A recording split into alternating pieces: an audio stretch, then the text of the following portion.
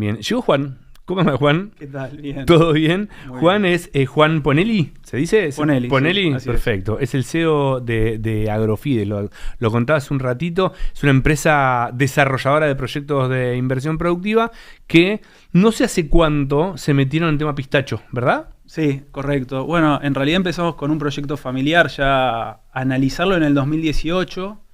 En el medio nos agarró la pandemia, así que lo tuvimos que posponer un poco y finalmente comenzamos con ese... Acércate un toquecito al Sí. mic, así se escucha mejor. Ahora. Finalmente terminamos empezando en el 2022. Hoy ya tenemos más de 100 hectáreas plantadas en pleno desarrollo. En San Juan es esto, San Juan, ¿no? esto es en San Juan.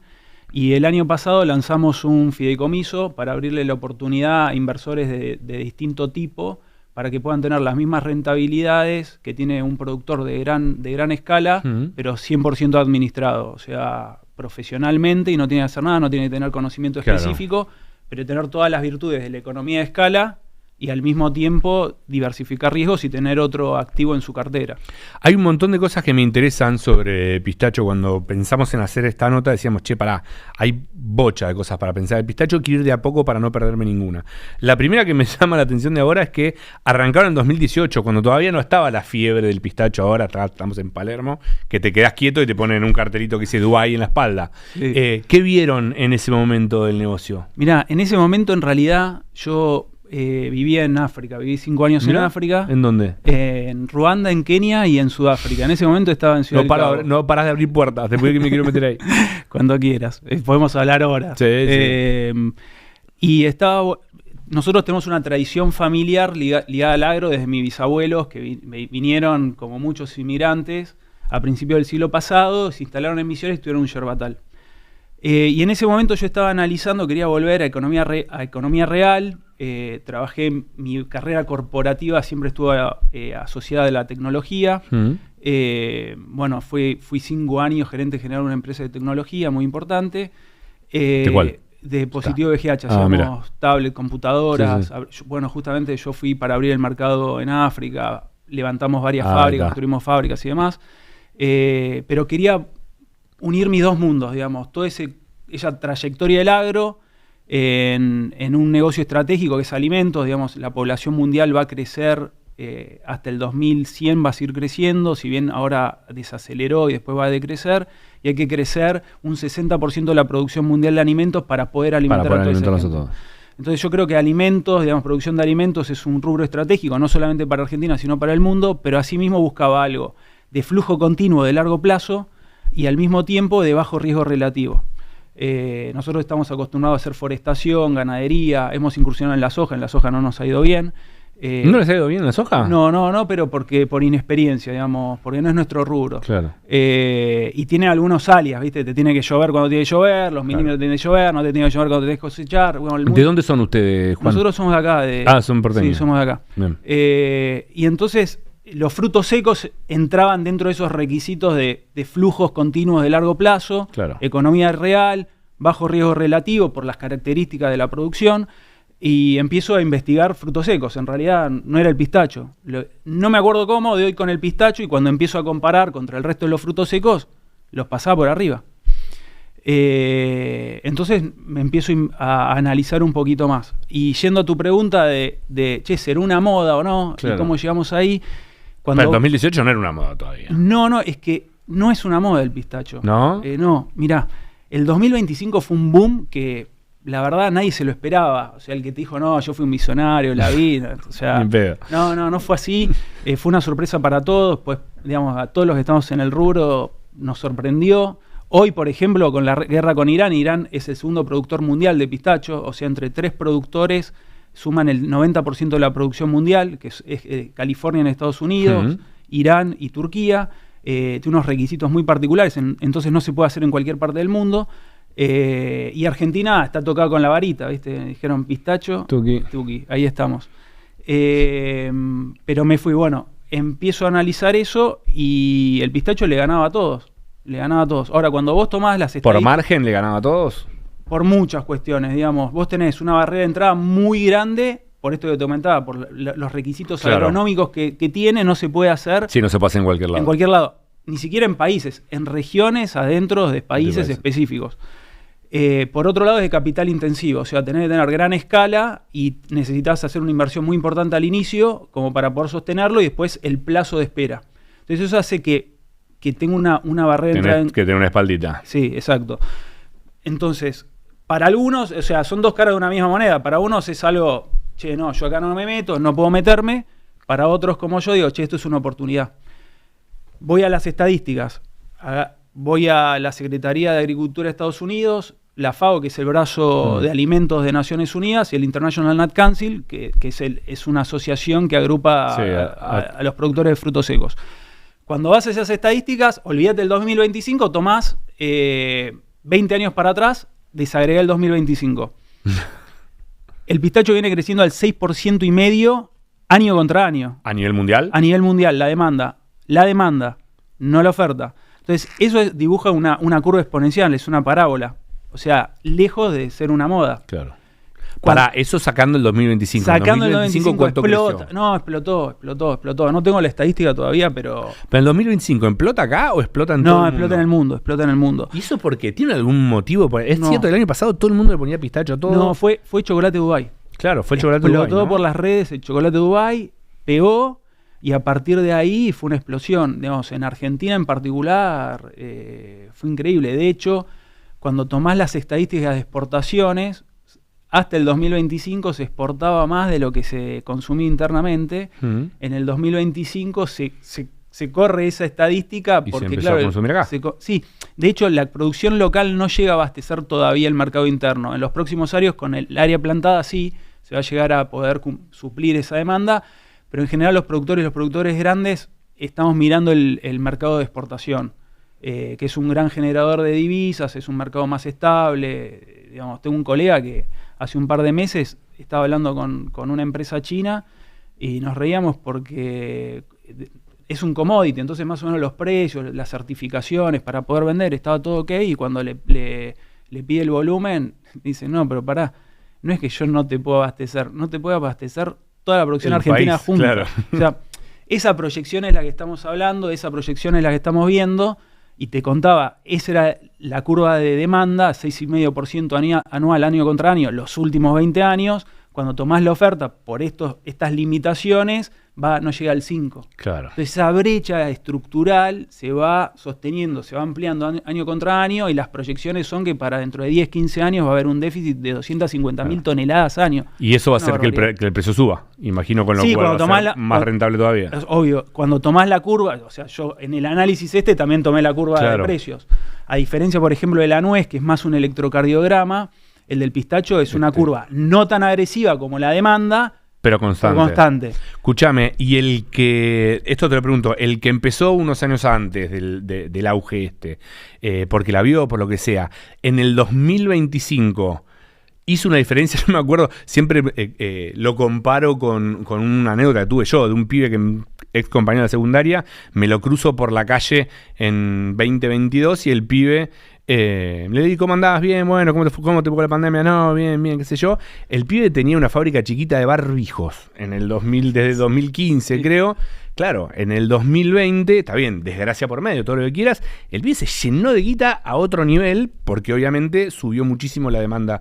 En el caso del pistacho, y por suerte sin tragedia de por medio, pasó algo similar. El que tenía pistacho a partir de 2025, ¿se llenó de guita, se forró? Y no quiero hablar por otros, porque no conozco la situación particular de cada empresa, pero marginó mucho más. Sí, claro. Sí, los precios volaron. La verdad que los precios volaron, y la estructura de costos que tuvimos o que tuvieron, yo todavía no tengo producción como para vender, volaron. O sea, no había pistacho, no había, y hoy tampoco hay. Yo todavía justamente no promociono, no hago marketing, no hago venta. Claro, pues no te alcanza.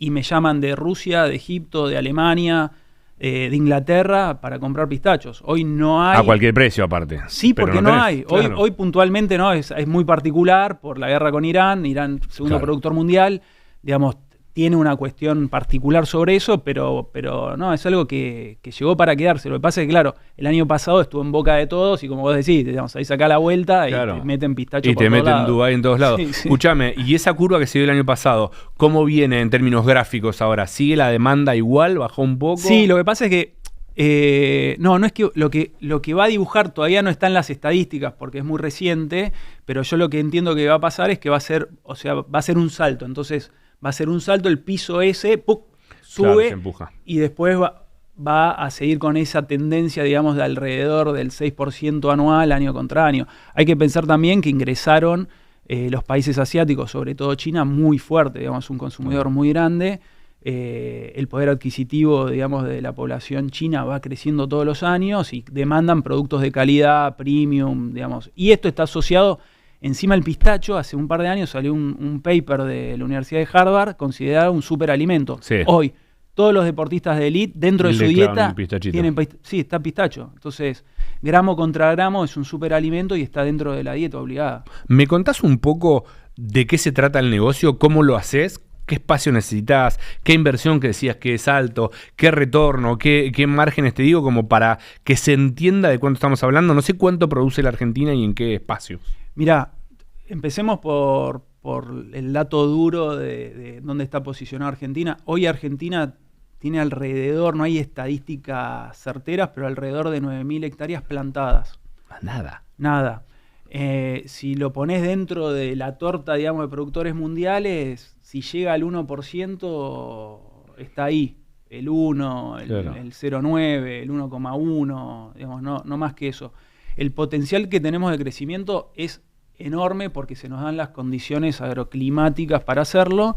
Y la verdad que hay experiencia de pistacho en Argentina de más de 30 años. O sea, nosotros ya sabemos que sí, que cumple las condiciones, que da los rindes necesarios, y hoy hay un paquete tecnológico adecuado para poder ser y producir a niveles internacionales de primerísima, no solamente calidad, sino de productividad. ¿Qué necesita el pistacho? El pistacho necesita muchas horas frío en invierno, o sea, una cantidad de horas frío por abajo de los 7 grados. Hoy se habla de porciones, pero no me quiero poner muy técnico. Lo mismo en verano, o sea, mucha amplitud térmica, mucho calor en verano, muchas horas calor en verano por arriba de los 27 grados, baja humedad relativa y tiene le gustan los suelos franco-arenosos. Bueno, por eso Cuyo. Claro. Todo eso es Cuyo. Todo eso es Cuyo. Le gustan los suelos franco-arenosos y una necesidad de agua parecida a la uva. Claro. Que justamente se da en la región de Cuyo, hay, digamos, Mendoza, San Juan. Se dan esas condiciones. No dependemos de pluviometría, es en el desierto. Nosotros es un cultivo del desierto, es originario de Irán, es una planta muy rústica, pero sí necesita expandir, tener ese desarrollo radicular, poder explorar lo más posible libremente para después poder entregar los nutrientes y tener los frutos, la mayor cantidad de frutos posible. Hoy, digamos, el 90% de las plantaciones están en San Juan. La segunda provincia es Mendoza y hay algunos proyectos dando vuelta en La Pampa, en San Luis, incipientes, pero si me preguntas a mí, San Juan cumple con los requisitos agronómicos. Una cosa es posibilidad, otra cosa es factibilidad. Por cuestiones de granizo, de heladas y demás, digamos, creo que es un lugar que está probado, es el más indicado. Escúchame, y yo productor, yo no, porque no tengo un mango, pero yo productor que quiero explorar, que tengo un mango, que tengo una espalda, pues ya sé que el retorno es a un par de años. ¿Qué necesito? ¿Qué espacio mínimo necesito y qué inversión mínimo necesito para meterme en el negocio? Mira, nosotros hoy, justamente, como necesitas economías de escala, nosotros lo que hicimos y lo que estamos ofreciendo es darle la oportunidad justamente a gente que no tenga la posibilidad de hacer 100 hectáreas o 50, 70 hectáreas para tener esa escala. Entonces, lo que hice yo fue de alguna manera tokenizarlo, y por tokenizarlo me refiero a dividir la participación en unidades iguales indivisas, que es equivalente a 1 hectárea. Entonces, por ejemplo, vos hoy, si querés participar en el proyecto nuestro, con $33.000 podés entrar el equivalente a 1 hectárea y tenés el 1% de participación de todo el proyecto. Por el proyecto de este año que estamos plantando son 100 hectáreas. Puedes ir en múltiplos de esa cantidad. O sea, si querés 10 hectáreas, tenés que multiplicarlo por 10. Bien. El pistacho requiere determinada cantidad de años para desarrollarse. Es un árbol, o sea, hay que darle de comer, hay que fertilizarlo, cuidarlo, podarlo, hacer una poda de formación y demás. Hay que regarlo fundamentalmente, no el 80% es el riego. Es con riego. Pero nosotros controlamos, si querés, casi los 3 factores, digamos, de tierra, agua y clima, la tierra antes de entrar a un campo, hacemos todos los análisis de suelos, los perfiles, van al laboratorio, contratamos una empresa independiente, alguien del INTA, lo hacemos nosotros también. El agua no es de lluvia, no es pluviometría, estamos en un desierto, sino que es agua de deshielos que van por canales, digamos, tenés que tener ese derecho de riego de turno, y aparte perforaciones, que también tenés que tener los derechos de tener o hacer perforaciones. Entonces controlamos la tierra, el agua y el clima. No sos Dios, no podés controlar el clima, pero sabés en dónde enclavás el proyecto. Entonces tenés 80 años de estadística que te dice que cumplís con esos requisitos y tenés bajos riesgos o mitigantes de granizo o heladas. ¿Se puede calcular, alguien de vuelta, alguien que quiere meterse con lo mínimo que entiendo que es el proporcionar una hectárea, que eran estos $33.000? ¿Qué retorno y en cuánto tiempo puede pensar? Mira, yo cuando trabajaba en la empresa esta que te decía, tenía un CFO que me decía, Juancito, para las derivadas estoy yo, a mí a lo almacenero, ¿viste? Tal cual. Entonces me acostumbré a eso. Yo te doy 33 lucas, ¿qué ve y cuándo? Sí, en realidad no son 33 solas, sino que tenés después por año, son $6.000 por año, que es la operación, o sea, tenés mano de obra, fertilizantes, electricidad, combustibles y demás. A lo largo de 7 años vas a haber invertido, pero financiado, porque no es todo junto, alrededor de $75.000. Pero después la productividad, vamos al P por Q, rinde 3.500 kilos en una situación totalmente realista, y hoy el precio es de $6 el kilo. Entonces haces 3.500 por 6, te va a dar $21.000. Le tenés que restar los gastos operativos que rondan los $6.000, son $15.000. Eso es aproximadamente lo que te tendría que estar rindiendo. $15.000 año de acá a 5 o 6. A 7 años. A 7. Sí. Pero ¿qué pasa? Después tenés 100 años continuos de ese rendimiento. Cuando vos haces 15 sobre 75 sobre 72, te da más del 20% de rentabilidad. ¿Qué negocio? Que es bastante más que lo que te da cualquier negocio agropecuario. Sí, y bastante más que cualquier negocio en general, es cierto. Aparte otra cosa, totalmente gerenciado, no haces nada, renta pasiva. Entonces nosotros tenemos inversores, por ejemplo, que lo tienen como seguro de retiro. Che, yo ya sé que hoy no voy a contar con una jubilación. La expectativa de vida hoy en Argentina, ni siquiera te digo en el mundo que es más alta, está en los 80 años y en sectores de mayores ingresos adquisitivos, de poder adquisitivo, está en los 90. Entonces vos tenés 60 años y decís, no, yo ya no puedo esperar 6 años para hacer una inversión de esta naturaleza, y te quedan más de 30 años que tenés que enfrentar, ¿viste? Entonces hay mucha gente que lo está pensando como un seguro de retiro. Digamos, hoy un departamento en Capital Federal, ¿cuánto está? No lo sé, pero ponele $150.000. Son 5 hectáreas. Y con esas 5 hectáreas no sacás en un departamento. No sacás de margen el 20, ni en pedo. Ni en pedo, y con todo lo que supone, ¿no? Sí, tal cual, con todo lo que renegás. Que después te sacan una ley de alquileres, que... Sí, con todo lo que renegás, seguro. Con todo lo que eso significa. Entonces, es muy atractivo, no solamente para personas de estas características, sino también para portfolios de carteras más grandes, digamos, de inversores más calificados, digamos, de fondos y demás, porque aparte atrás hay un activo real. Todo el patrimonio, absolutamente todo, no es mío, no es de la empresa mía que es la fiduciaria, sino es que es del fideicomiso en sí mismo. Entonces el campo, los tractores, los implementos, la maquinaria, los derechos de riego, todo es del fideicomiso, que sería la empresa. Entonces atrás de todo eso hay un activo real. Entonces es muy interesante para ingresar, con altas rentabilidades, bajo riesgo relativo productivo, tenés un flujo de 100 años, digamos, la verdad es espectacular. Escúchame, ¿y cuál es la principal desventaja de meterse, o con qué barreras se encuentran? Y después quiero que nos metamos también en cuál es esa posibilidad que me hablabas al principio de que se puede crecer. ¿Por qué se puede crecer? ¿Porque hay mucho más territorio que todavía no está sembrado y se puede sembrar? ¿O por qué decís que tiene posibilidad real de crecimiento el negocio? Por dos cuestiones. Una relativa a lo que mencionabas, que es las posibilidades agronómicas que tiene el país para poder hacerlo en términos de tierra y de clima. Pero según lo que me contás, no hay tanto territorio que reúna todas esas condiciones como Cuyo. ¿Vos decís que en Cuyo? No, pero mismo en Cuyo. O sea, pensá que, mirá, vamos a estadística, dato duro. Hoy tenés aproximadamente en San Juan 40.000 hectáreas de uva. Un negocio que está en crisis hace más de 40 años. Digamos, todo eso, no te digo absolutamente todo, pero hay una gran porción de eso que se podría reconvertir.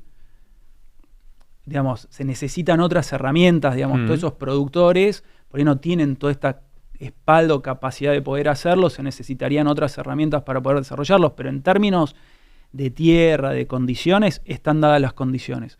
Eso por un lado.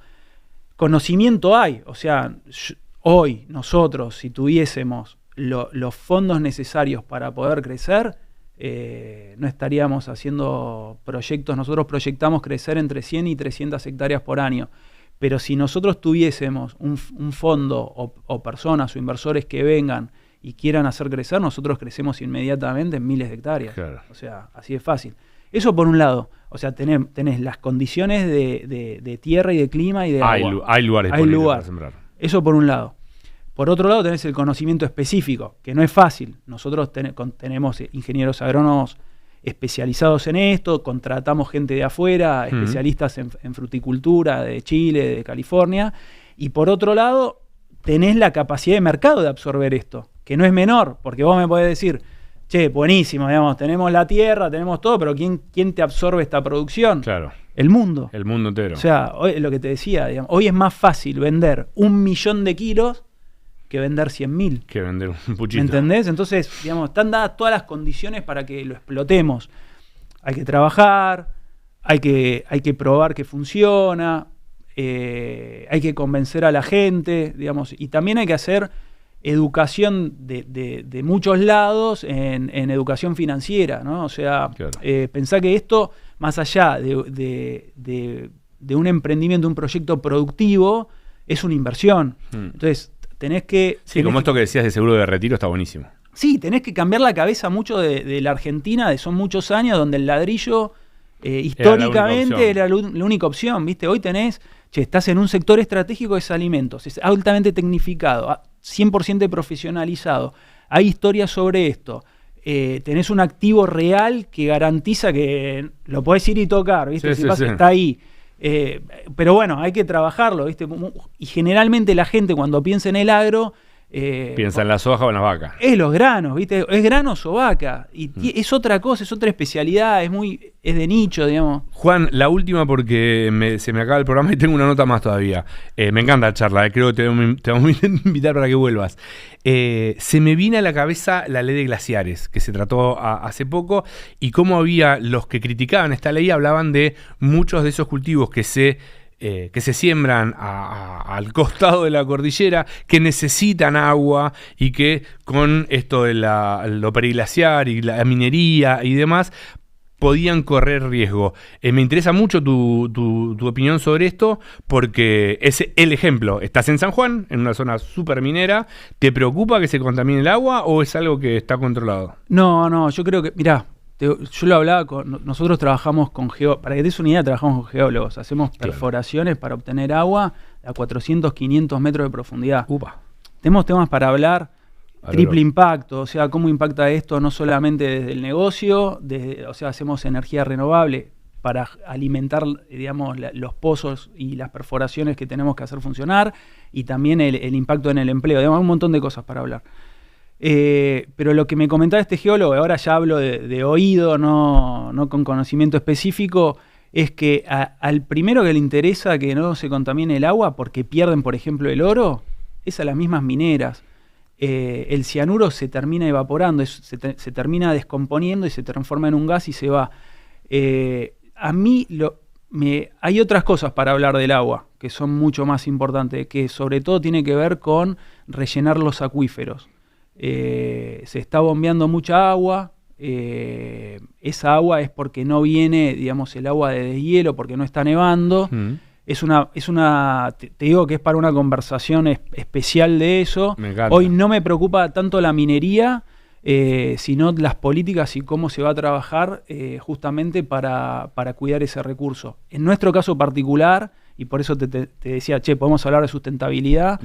Trabajamos todo con riego por goteo, eficiencia hídrica al 2000%, porque es nuestro recurso. En una zona que el agua es un quilombo. Más importante, tecnología de punta israelí, tenemos todo impermeabilizado, trasladamos el agua impermeabilizada, hacemos generación de energía renovable a través de paneles solares, digamos. hay un mundo ahí atrás. Buenísimo. Juan, te invito a la próxima para seguir charlando porque hay una bocha de temas súper interesante. Mil gracias, gracias por venir. Un placer. Y bueno, hasta la próxima. Acá si querés salí, que nosotros seguimos al aire. Dale. Gracias, loco. Gracias, Tommy. Un placer. Era... Juan Ponelli, CEO de Agrofides. La verdad que me quedo con súper ganas de seguir charlando posta porque está buenísimo. El tema es una súper oportunidad en un montón de aspectos y con un montón de desafíos también. Esto que hablaba recién, que nos quedó poquito tiempo, pero de este debate, este quilombo que se armó fuerte con la ley de glaciares y los productores que laburan ahí a orillas de la cordillera y cómo se debatió fuerte si el agua se ponía en riesgo o no, es un temazo para desarrollar. Y acá teníamos un súper exponente de un tipo cuyo negocio, que tiene proyección, que tiene espalda, que tiene crecimiento y que tiene sobre todo buenos rindes, lo entiende perfecto. Me queda un rato